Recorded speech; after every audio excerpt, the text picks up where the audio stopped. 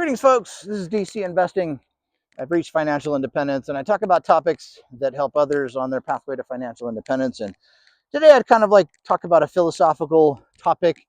And the idea is, what does it feel like to become a millionaire? And in my own experience, a few years back, I did cross over that millionaire mark. Um, and what happened? When I was a kid, it seemed like in my parents' day, being a millionaire really was something quite amazing. And in the 80s, if you had $1 million, you could put that million just into a CD in a bank, and they had high interest rates out that back then. I think something in the 5 to 8% range was something you could get easily, and so that $1 million could earn you, so let's say $80,000 a year. And back in the 80s, $80,000 a year was a really good salary. I think my parents bought their house in during that time for like 60 grand, 60,000 or 66,000 or something. So, that's more than a value of a house you could earn from $1 million. But in today's money, since inflation's happened, $1 million just doesn't go that far. And so, how did I cross over that millionaire mark? Well, a lot of it had to do with my house. I originally paid, I think, $129,000 for the house, and it had grown in value to something like $400,000. So that was a big piece of becoming a millionaire. But nothing in life changed because I still have the same house that I had back when I first moved in. So that doesn't change your life. Just your house happens to be worth more. And then over time, I had put money into retirement accounts, into my 401k. And so I don't know, I think I had somewhere between 200 to 300, maybe $400,000 in there. It's all locked up money. Can't get at it until you're at least age 55. So, you have it, but it doesn't change your life. And then the remainder of that I had saved in a normal brokerage account. And so, let's say that was maybe $200,000 or $150,000 or something. And so I crossed over that millionaire mark, but it's like nothing in life changed. I still had to go to work every day. My thinking about myself changed a little bit because I realized, hey, I am now a millionaire. How about that? That's cool. And you start thinking about yourself a little differently. You kind of like, you're like, in whatever decision you do or you make, you're like, I just made a millionaire decision. I don't know. It's kind of fun crossing that mark. But again, nothing in life really changes. You're still stuck in the same grind you have been for many years. So there you have it. Now, the next difference is when you cross over the mark of getting $1 million on top of what you own as your house. And that makes a little bit of a difference. And I will say that once I got, what is that, $600,000 in my retirement account and my brokerage account, the gains that I was able to make off of those accounts started to add up, and they made much more of a difference. Because if you have $150,000 and you make a double on that, you made another $150,000, and that's kind of like a yearly engineering salary. And so, so the gains in my brokerage account started adding up quickly. And as I put more money into that brokerage account, then I had some really good years, and I think there were 3 years in a row where I had gotten 26,000 or 26% on top of 26%. And you get 3 years in a row of 26%, that basically doubles what you have in there. And so I don't remember when it happened, but it did come across the time when between my retirement account and my brokerage account, I had $1 million invested.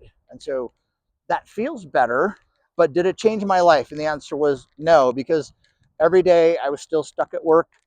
I didn't have enough to live on in my brokerage account, and I wasn't old enough to start pulling money out of my retirement account. So I couldn't, make that life change and do an early retirement. I mean, some people do. Like, so there's folks that try to retire off 500 grand or something. And, I would run the numbers and like, what would I need to do to be able to not have to work anymore? And I'm pretty frugal, and I added up all the things. I'm like, what's the minimum I could live on? And then just kind of as a fun thing, I'd go talk to my wife and say, hey, look at this, look what we could do. And she's like, you're trying to live below the poverty level. I do not want to live below the poverty level. But think of the freedom we'd have. And she's like, no, I don't want to do it. So basically, I was still stuck You're still a slave to work, even if you have $1 million in investable assets, because it's not enough to really comfortably live.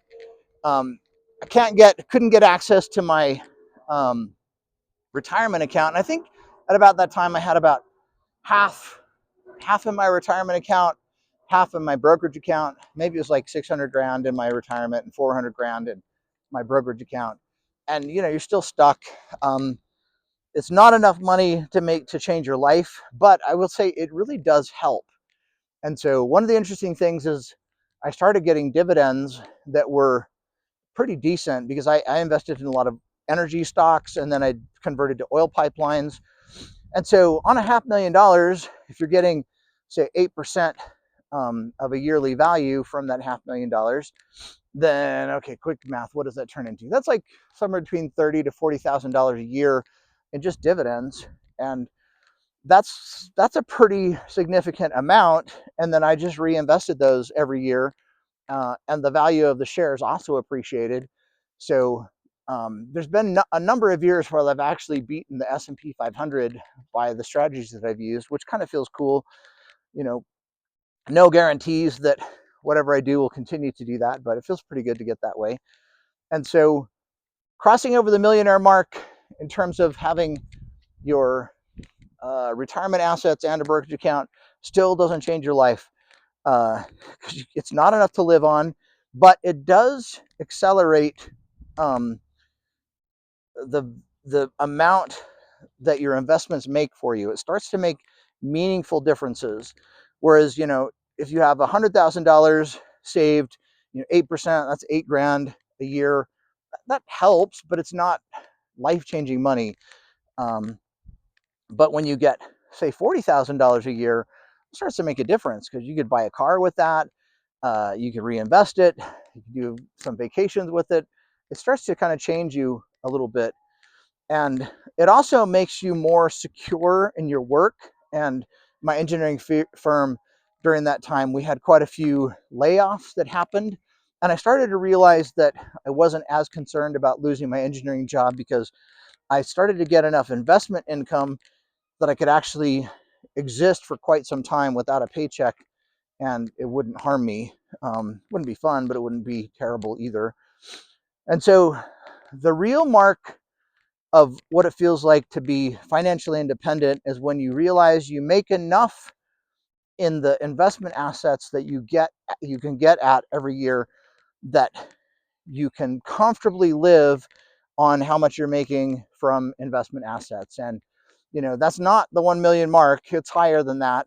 For me, I won't tell you what my mark is exactly, um, but today, in terms of just the dividend amounts alone that I make off my investable assets, are enough to live comfortably. And that is a mark that truly feels financially, it just gives you financial freedom. You buy your freedom from slavery, basically, once you get enough assets, that the assets themselves make enough every year that you can comfortably live. And that was a major milestone for me. And for most folks, that's probably somewhere between the 1.5 million to 2.5 million mark. When you finally cross over that part where you realize, hey, my assets can replace my day job salary. And at that point, you truly become liberated, because then you realize you no longer have to work. And over the past few years, it's been kind of fun. We still have had some layoffs at work.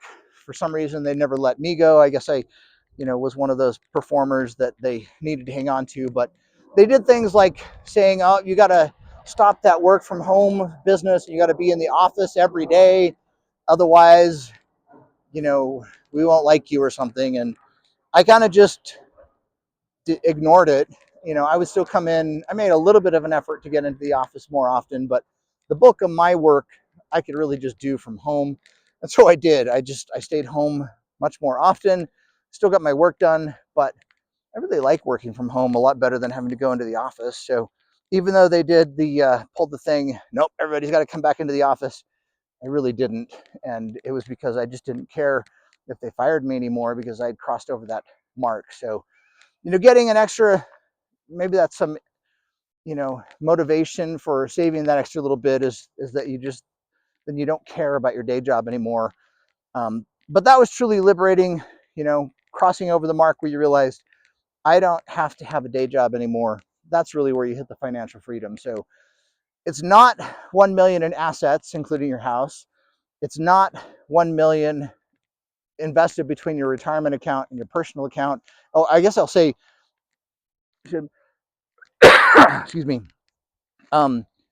having that 1 million between your retirement account and your brokerage account, it's still not liberating because it's sort of trapped in the retirement account system. There are ways you can get your funds out. There's something called the 72T plan. There's also Roth conversion ladders that you can kind of learn about in order to get funds out a little earlier. So it's not completely stuck, but it's really difficult to get, it's more difficult to get things out. So you're kind of still stuck at the $1 million in investable assets, but eventually you get to the point where you truly are financially free, and it's a great feeling. I highly recommend it. I have crossed over that point, and this year fully retired from my engineering job, and now I just live off investing assets, which is wonderful. So like, subscribe. This isn't financial advice or anything, but just me rambling, kind of talking about what it feels like to cross over that millionaire mark. We'll see you. Bye.